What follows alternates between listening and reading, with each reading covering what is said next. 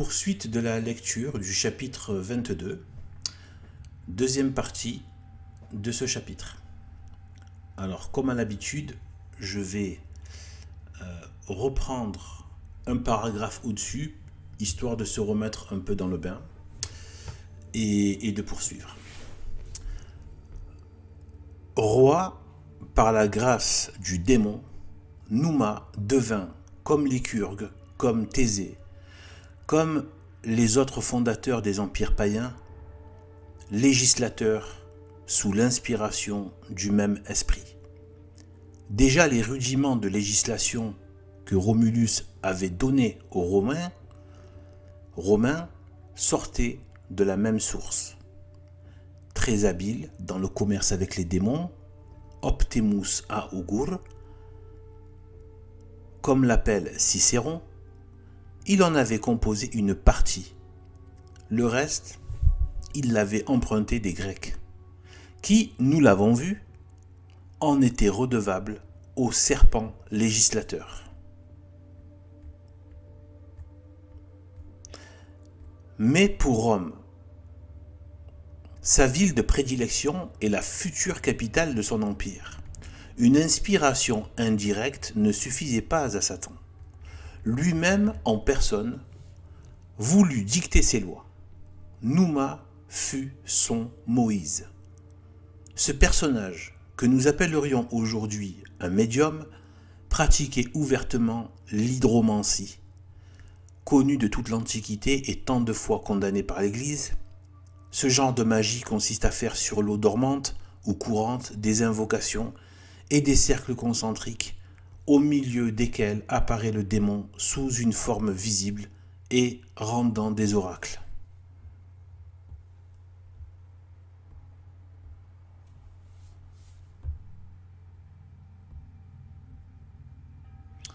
Référence, pour ceux que ça intéresse, Del Rio, Disquisite Magique, Lib 4, chapitre 21, section 3. Je fais la petite parenthèse pour dire que je ne lis pas toutes les notes de bas de page, mais tout est absolument sourcé. Et c'est un historien, Monseigneur Gomme, donc ces histoires de pratiques magiques et occultes à l'origine des pouvoirs et en vérité même dans leur maintien, comme ça l'est toujours aujourd'hui avec la cabale qui agit dans la franc-maçonnerie, c'est toujours le cas, ça a toujours été le cas.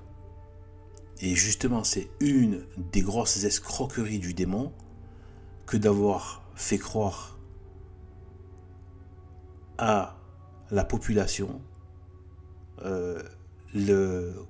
l'irréalité du monde occulte, des forces surnaturelles, en leur vendant un monde matérialiste,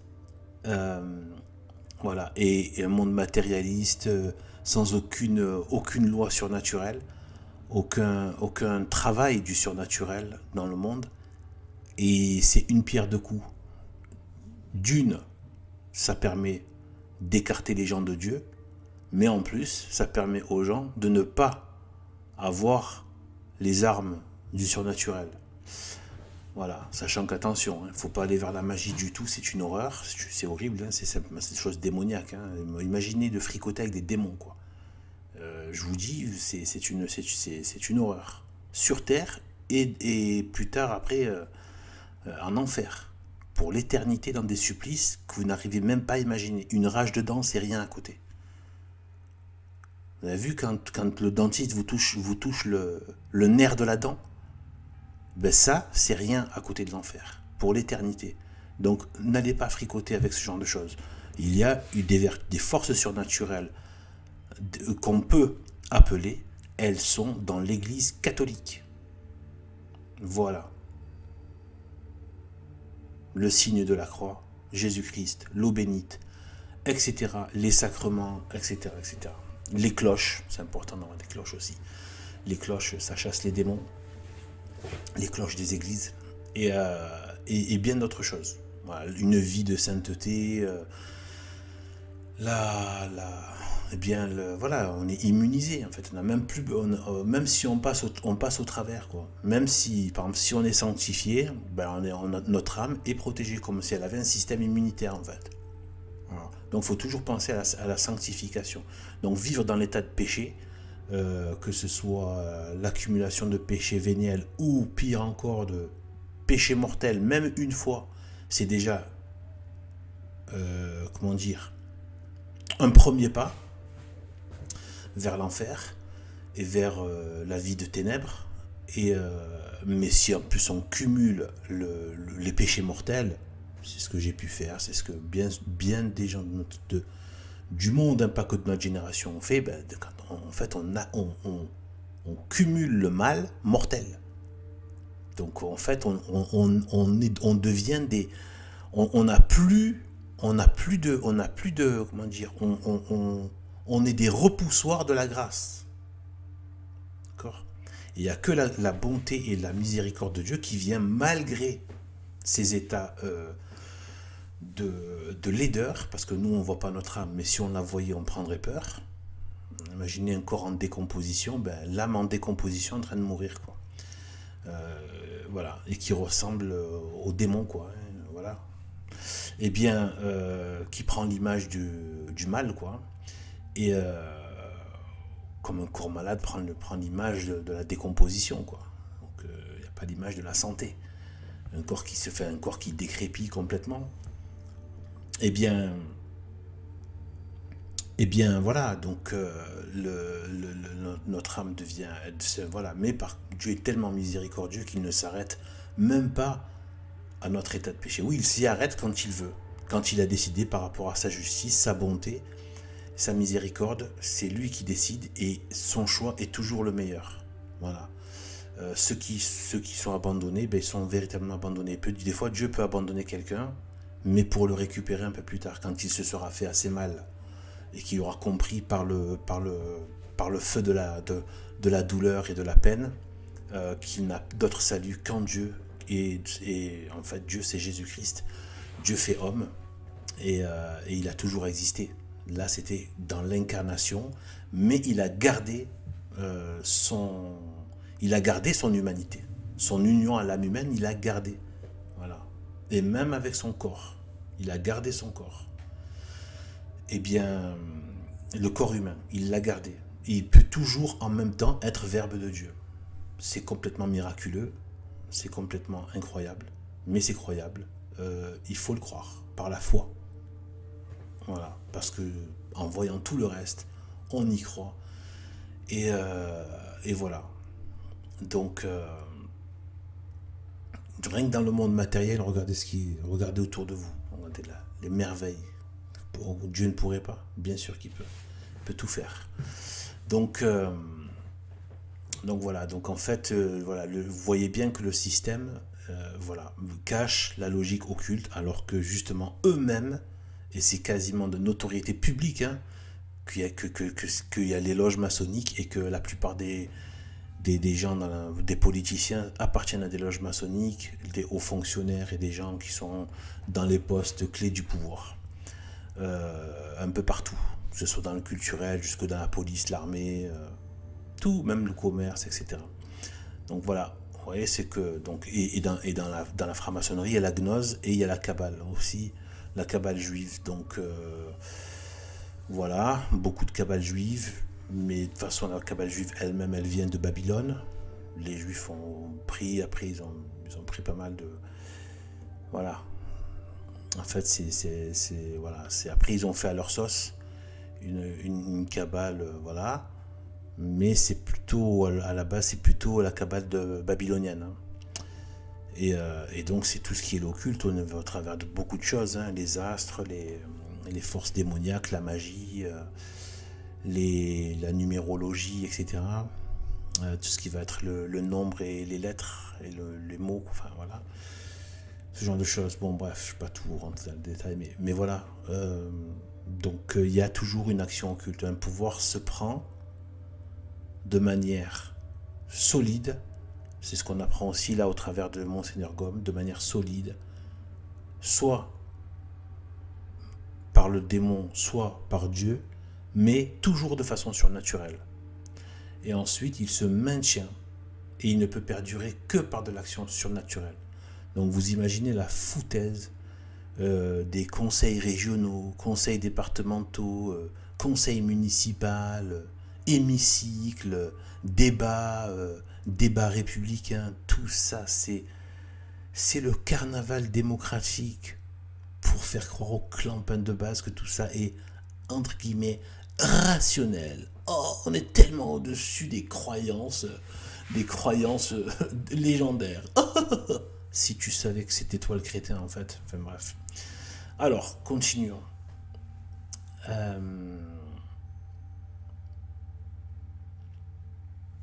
Alors, Apulé, c'est quelqu'un. Apulé rapporte, c'est quelqu'un de connu. Apulé rapporte ce fait célèbre d'hydromancie. Citation. Je me souviens, dit-il, d'avoir lu dans Varron, philosophe d'une grande érudition et historien d'une grande exactitude, que les habitants de Tralès, inquiets du succès de la guerre contre Mithridate, eurent recours à la magie. Un enfant parut dans l'eau qui, le visage tourné vers une image de Mercure, leur annonça en 160 vers ce qui devait arriver. Fin de citation. Donc, apparemment, c'est apologie de Apulé, ou apologétique, je ne sais pas, il y a marqué apologue, page 301, si c'est bien écrit là. Voilà. Voilà, je pense qu'avec ça, vous pouvez retrouver. Tel fut le moyen employé par le législateur de Rome. Nouma, écrit Saint-Augustin, donc là c'est encore, là c'est source mais ultra certaine, hein. Là c'est carrément, là il prend une source de, voilà, Saint-Augustin, c'est vraiment, voilà, là c'est nos sources à nous, ultra archi reconnues, etc. Nouma, écrit Saint-Augustin, qui n'avait pour inspirateur ni un prophète de Dieu, ni un bon ange, recourut à l'hydromancie. Fin de citation. Voilà, donc là vous avez Saint-Augustin. Quand vous lisez Saint-Augustin, ce n'est pas un rigolo en matière de lettres, en matière de... il était au fait de ce genre de choses, parce qu'il a touché justement à tout ce qui était la gnose avant, d'autres, vous savez, tout ce par quoi malheureusement nous aussi on est passé, parce qu'on a revécu cette renaissance de la gnose. Donc beaucoup d'entre nous sont passés par la gnose, par l'ésotérisme, voire l'occultisme, comme moi malheureusement. Enfin, même je n'ai fait que arriver au seuil de la porte. Voilà, de toute ma stupidité, eh bien, où je croyais, mais quand même j'avais une recherche de vérité sincère dans cette stupidité d'actes. Mes actes étaient stupides, mon orientation était stupide. Du coup, les prétentions qu'il y avait dans ces orientations étaient stupides aussi, étaient bêtes, mais surtout dangereuses. Et en fait, je suis arrivé au seuil, j'ai commencé à organiser quelques pratiques liées à l'occulte, essentiellement à la magie, parce que la magie c'est de l'occulte, hein, voilà, pour avoir certains pouvoirs, etc. Bien, voilà, j'étais pas dans, voilà, pour faire le bien. Et après j'ai compris, grâce à un prêtre d'ailleurs conciliaire, hein, que j'apprécie beaucoup, mais malgré tout il est quand même bien, il est super, à part sur le fait qu'il remet rien en question de la doctrine. Donc pour moi c'est un gros point rouge, ça va pas du tout, mais au moins il fait un travail sur le surnaturel et sur la lèpre, la peste actuelle du New Age et de toutes les pratiques démoniaques qui se diffusent. Et c'est pas pour rien que des fois on sort dehors dans des ambiances de ville, il y a des ambiances, il y a un climat de non-vie, vous voyez ce que je veux dire, il y a trop de choses, les gens vont... Vous savez, il y en a qui font des pratiques pour faire des sorties hors du corps. Je veux dire, c'est de la dinguerie, c'est de la folie. Ce genre de choses-là, etc. Bref. Donc moi, quand je suis arrivé au seuil, j'ai été récupéré par Sainte Marie. Voilà. Je pense que là, Dieu a vu que j'étais en train de me lier avec des démons, et puis là, il a employé un moyen radical. Ça a été ma conversion. Ça fait à peu près 8 mois, là, je crois. Et j'en suis plus revenu. Là, je vais vers le baptême et j'en suis plus revenu. Ça a été voilà, ça a été l'enclenchement et c'est terminé. Voilà, là voilà, je suis arrivé au seuil de la pratique de l'occulte au travers de la magie. Et mais j'allais aller c'est pas la petite, c'était même pas déjà c'est pas bien, hein, tout ce qui va être l'amulette et tout ça, c'est démoniaque. Mais moi j'allais dans un niveau supérieur. J'ai commencé à c'est vraiment, ça fait peur quoi. Je vous dis franchement, c'est terrible. Et donc j'ai eu des choses que je raconte pas. J'ai eu des choses, voilà quoi, manifestations même physiques, d'accord. C'est très très dangereux, je vous le dis. Et surtout qu'en plus, voilà, voilà, bref. Donc, contrairement à ce que c'est une véritable science, en fait, ça que je voulais dire. C'est une véritable science. D'ailleurs, on parle de la science de l'occulte. Et parce que voilà, je suis pas sûr que la manière dont moi j'ai fait les choses était bonne. Et finalement, c'est peut-être pas si mal parce que j'ai eu des salles. J'avais déjà pratiqué, pas vraiment de l'occulte, mais au travers de certaines pratiques où j'avais touché un petit peu à ce qui était bouddhisme. Plutôt voilà, des pratiques qui gravitent autour de sectes bouddhistes. Vous voyez, c'est des sectes, en fait, il y a plein de sectes, plein d'ashrams qui font tous leur délire à leur sauce, en fait. Et donc, voilà, déjà, j'avais des expériences bizarroïdes, violentes, qui m'ont perturbé, qui m'ont mis mal, dans un état semi-dépressif, colérique, rageux, en même temps triste, enfin, comme ça, du jour au lendemain. Et heureusement, en fait, heureusement que j'ai fait ces ratés, parce que du coup, ça m'empêchait justement de continuer. Par contre, si on est dans une bonne maîtrise des choses, qu'on maîtrise bien la science de l'occulte, il y en a qui le font, ben ils arrivent à rester normaux, ne pas avoir ce genre de choses, même si leur âme s'assombrit. Ils deviennent mauvais, ils n'ont plus de joie, ils n'éprouvent plus la joie. Ils deviennent comme des serpents. Parce que je comprends, le serpent, c'est pas pour rien que c'est le serpent, c'est un animal à sang-froid, pas d'émotion, pas d'empathie, pas de rien, aucun attachement, rien. Vous voyez, il y a toute une vidéo que j'ai mise en ligne par rapport au rapport entre le serpent et le démon et le diable. Et tout est parfaitement logique. Hein. J'ai plus le nom du monsieur que j'ai relayé une conférence qu'il a faite. Vous pouvez rechercher sur Jung, vous tapez sur Jung tout ça. Je crois que c'est Bertrand Chaudet, il me semble. Voilà, vous tapez donc dans ma chaîne. Et après, moi, j'en ai fait aussi où j'ai vu d'autres corrélations que lui n'avait pas dites, mais franchement, les siennes sont excellentes. Sont même bien meilleures, hein, je veux dire, voilà. Mais j'en ai vu d'autres, en fait, des points de corrélation. Et donc, en fait, voilà. Eh bien, voilà. Et là, voilà. Donc, il y en a qui ils vont voir l'âme noire, l'âme des ténèbres, l'âme sans vie, en fait. Vous voyez, c'est l'âme morte. Ils ont des âmes mortes et ils peuvent avoir aussi des troubles, hein, etc. Ils peuvent avoir des troubles aussi qui viennent dans leur vie de manière, enfin, voilà.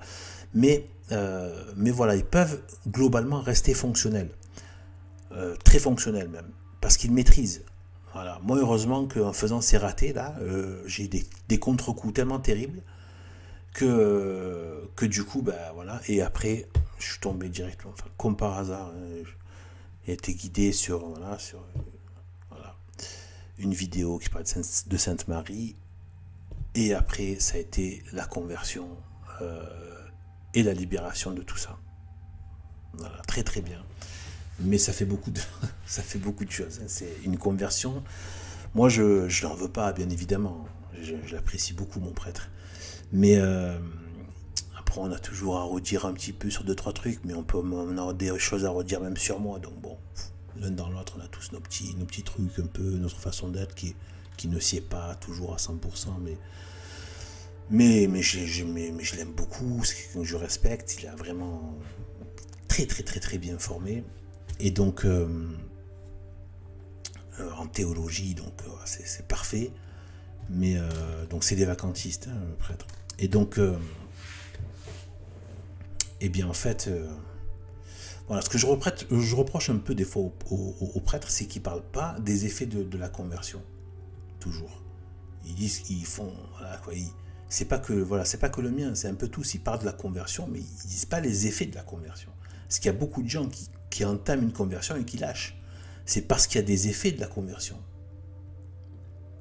Il y a des clashs qui se font avec notre environnement. Il y a les démons qui se mettent à attaquer de plein de manières, en nous-mêmes, au travers des gens, des proches, des étrangers. Il y a tout un système qui peut se mettre. Et donc là, il y a toute une... Voilà. Par exemple, moi, ce qui m'a sauvé, c'est que très tôt, j'ai pris le chapelet. Et je l'ai pu lâcher jusqu'à aujourd'hui. C'était dur, hein, ça n'a pas été évident, mais parce que c'est une contrainte, etc. Et tout. Des fois, c'est une contrainte. Mais c'est une bonne contrainte, il faut s'y contraindre. Il faut faire confiance à Sainte Marie. C'est pas la peine de chercher des prières extraordinaires. Elles sont extraordinaires d'ailleurs, une fois que, comme beaucoup de choses dans la foi, d'ailleurs, c'est là qu'on voit que c'est bien la marque de l'Église. C'est dans les choses toutes simples qu'il y a les choses les plus extraordinaires, comme l'hostie, etc. Et en fait, c'est extraordinaire. Je pourrais en parler une autre fois du chapelet, donc du rosaire aussi. Eh bien, du Saint-Rosaire, eh bien c'est important. C'est-à-dire que pour moi, enfin, aujourd'hui, dans un monde comme celui-là, ne pas quasiment obliger les convertis au chapelet et surtout à la dévotion à Sainte Marie, c'est de la folie. Voilà, c'est de la folie. Voilà, après, si jamais vous allez vers le baptême, si vous pouvez le faire, vous êtes attaqué de toutes parts, d'un coup il se passe des choses, en vous-même, à l'extérieur, les gens autour, il y a des tas d'empêchements qui se mettent en... Il y a des tas de choses, parce que les démons n'en peuvent plus. Voilà. Donc, comme à chaque sacrement, il essaie d'éviter de nous faire approcher des sacrements. Il démoralise, il fait tomber sur certains contenus, il pousse à aller voir certains contenus, etc. À prêter attention à ceci, à cela. La flemme, la fatigue, etc. Des fois, il va exciter une gourmandise, etc. Et du coup, on n'a pas très envie d'aller à la messe. Oh, ouais, bon, il fait froid. Il fait nuit tôt. Ouais, ce genre de choses-là. Et en fait, le démon, il nous insuffle ce genre de choses. Et en fait, il ne faut plus penser à ça. Il faut penser toujours que la lumière de Dieu. La lumière de Dieu qui est dans tout. Même les endroits, voilà, même quand c'est... Voilà, même au milieu de la flemme et de... Voilà, il y a la lumière de Dieu. Et on ne le regrette jamais, justement. Par contre, on regrette l'inverse. Et oui. Donc, chercher l'erreur, vous voyez. Et en fait... C'est pour ça que voilà, cet accompagnement lié à la conversion, parce qu'il y a justement là, pour le coup, les forces surnaturelles qui se mettent en place, qui s'acharnent. Les démons sont au courant, hein, forcément. Voilà, ils le savent, parce que voilà, vous le dites, vous l'avez exprimé. Ils vous voient à votre ordinateur, en train de regarder des contenus catholiques. Ils vous entendent, ce que vous dites, si vous vous mettez à prier, ça y est, ils voient que vous êtes en train de vous convertir, c'est fini. En plus, il paraît que même l'âme n'a plus le même aspect, elle commence à changer d'aspect, et ils connaissent l'aspect d'une âme qui cherche la lumière. Voilà. Par exemple, les âmes qui sont en état de péché mortel, ils les voient. Voilà. Et ils voient les gens qui sont baptisés, et ceux qui ne le sont pas. Et donc, ils s'acharnent sur les baptisés, et voilà. Et aussi sur ceux qui peuvent aller au baptême. Ceux qui ne sont pas encore baptisés qui vont aller au baptême. Et après, surtout parce que eux, en plus, je veux dire, s'ils meurent dans la foulée, bon, il y a peu de chances. Ils peuvent toujours avoir fait un péché mortel, mais il y a peu de chances, en tout cas, s'ils ont bien la foi, il y a peu de chances, en tout cas, qu'ils aillent en enfer. Parce que du coup, ils n'ont quasiment pas de péché. S'ils ont fait une bonne conversion, parce qu'il paraît... Enfin, moi, c'est ce qu'on m'a dit, hein, voilà. C'est que même... tous les sacrements sont à la mesure de notre foi et de notre envie. Je veux dire, c'est pas une garantie absolue que... comment dire? C'est-à-dire qu'on aura toujours une grâce minimum. Ça, c'est voilà, la grâce minimum, c'est d'être pardonné de tous ses péchés. Mais après, il y a le niveau de grâce, etc., vient à la mesure, parce qu'il y a tout il y a tout un flot de grâce qui vient au moment du baptême. Et après, on le sait, hein, que c'est une ouverture à plus de grâce, le baptême aussi.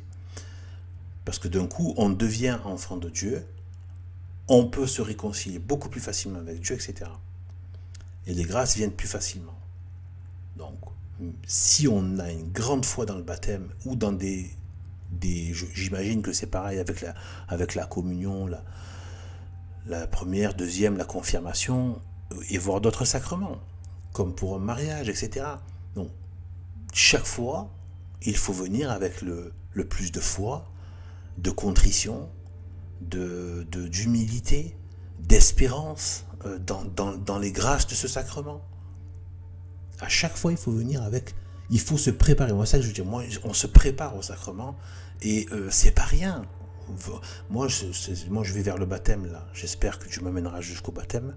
Malheureusement, j'ai des blocages que je ne peux pas. C'est pas de foi, hein, c'est par rapport à la foi. Je peux pas pour l'instant encore. J'espère que c'est pour bientôt et voilà. Mais je veux dire, c'est... voilà. C'est une préparation. Voilà, il faut se préparer, quoi. Se préparer, c'est-à-dire que c'est pas rien. Je vais demander à ce que, enfin, entre guillemets, je vais demander, enfin, à ce que le sang du Christ me, voilà, quoi. À ce que je sois lavé de mes péchés. Donc je vais demander à Dieu. C'est ça que je viens de demander. Je viens de demander d'être sauvé. Et d'avoir la grâce du baptême. D'être sacré. Ça reste un combat après parce que la blessure, elle reste.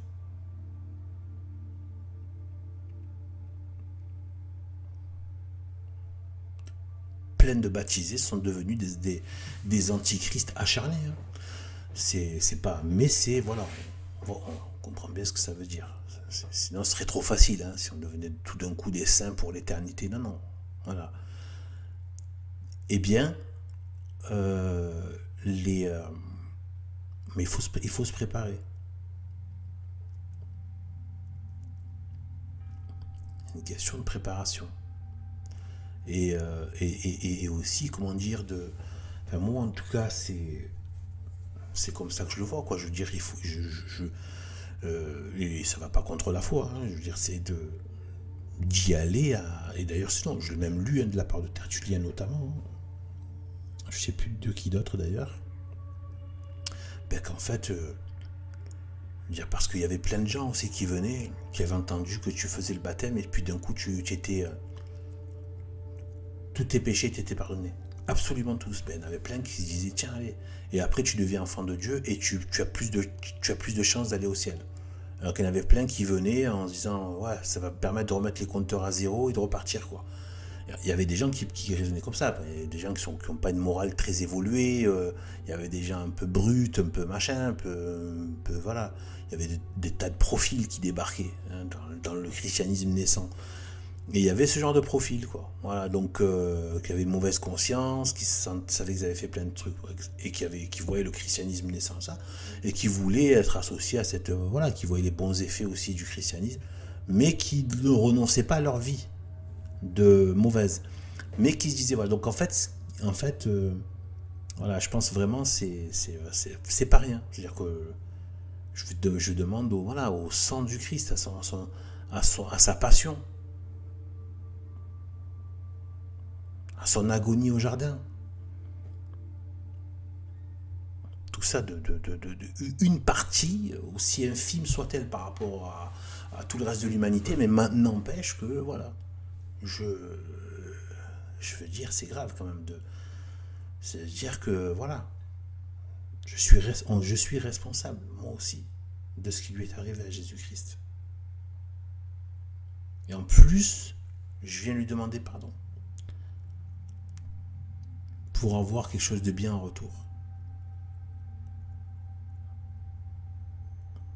Et maintenant, je comprends de plus en plus que d'avoir le bien en retour, c'est d'avoir lui. En fait. C'est pour ça qu'il donne son corps, son sang. donne lui en fait. Il est le bien absolu. C'est lui le bien absolu. Et sa mère le donne. Sa mère aime donner son fils à ses fils adoptifs qui sont à l'image de son fils. Et en fait, voilà, du coup, c'est... Et plus on arrive dans un... Voire même, il faut faire... Moi, je compte faire un peu de pénitence aussi avant.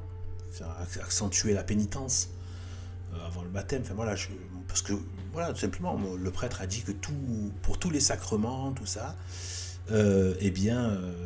c'est que je le redis, c'est comme un vase qu'on veut remplir à la rivière. Voilà, la rivière en abondance, parce que même si Dieu a énormément souffert de manière infinie, parce qu'il y avait que quelqu'un d'infini, un Dieu infini qui pouvait prendre sur lui une peine infinie, eh bien,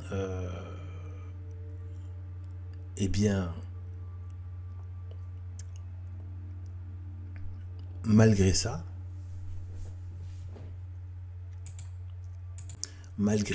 il y a on dirait les mérites qu'a gagné.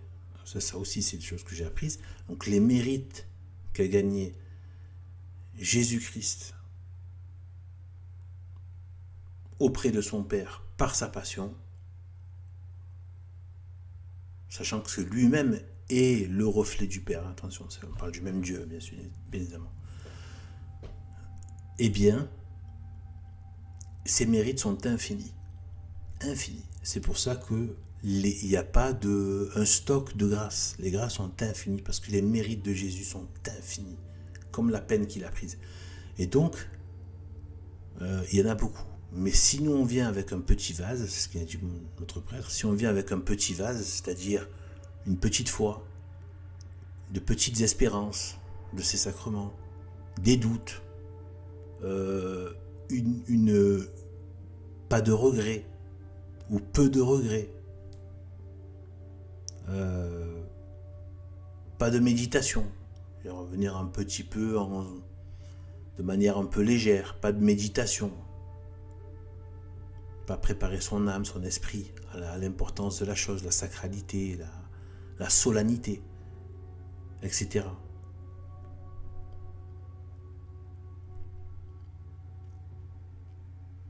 Si on vient avec peu d'envie de se changer pour plaire à Dieu, peu de crainte, peu d'amour de Dieu, eh ben, c'est la taille du vase.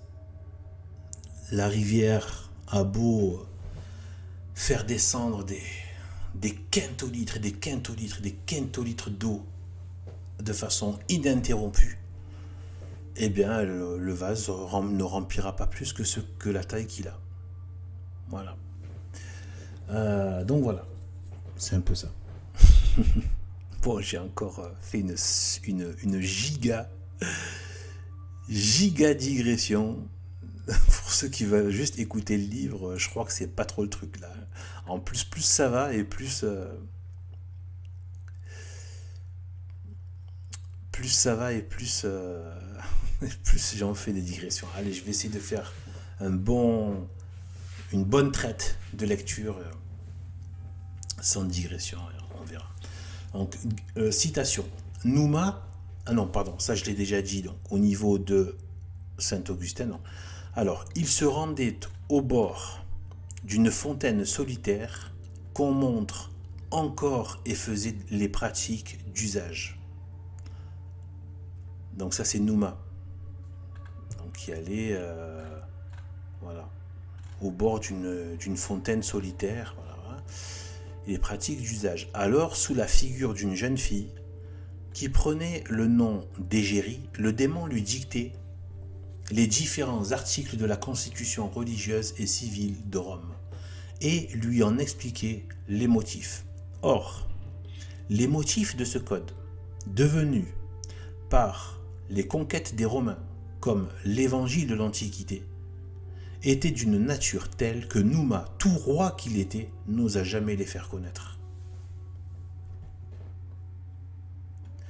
À cette crainte humaine se joignait une crainte divine qui jeta le royal médium dans la plus grande perplexité. D'une part, en publiant les infamies que le serpent lui avait dictées, il craignait de rendre exécrable aux païens eux-mêmes la théologie civile des Romains. D'autre part, il n'osait les anéantir, redoutant la vengeance de celui auquel il s'était livré.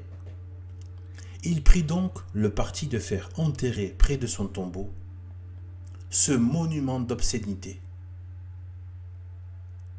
Mais un laboureur, passant avec sa charrue, le fit sortir de terre. Il le porta au prêteur, qui le soumit au Sénat, et le Sénat ordonna de le brûler. Telle fut la respectable origine de la législation religieuse et civile de Rome. Les choses utiles et sensées qu'elle renferme sont une ruse de celui qui ne dit, quelquefois, la vérité que pour mieux tromper. Magnifique. Je vais essayer de ne pas faire de gros commentaires, mais c'est une chose que je dis souvent. Il dit la vérité pour tromper. Ce n'est pas que du mensonge à 100%. Et c'est bien là tout le problème. C'est là toute la difficulté. Une fois que vous avez mélangé le café et le lait, amusez-vous ensuite à les dissocier. Vous voyez l'action démoniaque, comment elle fait, comment elle dilue la vérité dans le mensonge. Elle rajoute du sucre, etc. Ah ben c'est la fin du chapitre 22. Ben ça tombe bien. Puis la grosse digression que j'ai faite. Bon ben vous avez des audios en plus en bonus. Hein. Voilà, en espérant qu'ils vous apportent quelque chose. Bon bah c'est la fin du chapitre 22. Au moins je vais l'arrêter là, elle sera plus courte. Et voilà, bon, on va enchaîner sur le 23. Comme 2023 d'ailleurs. Allez, salut à tous.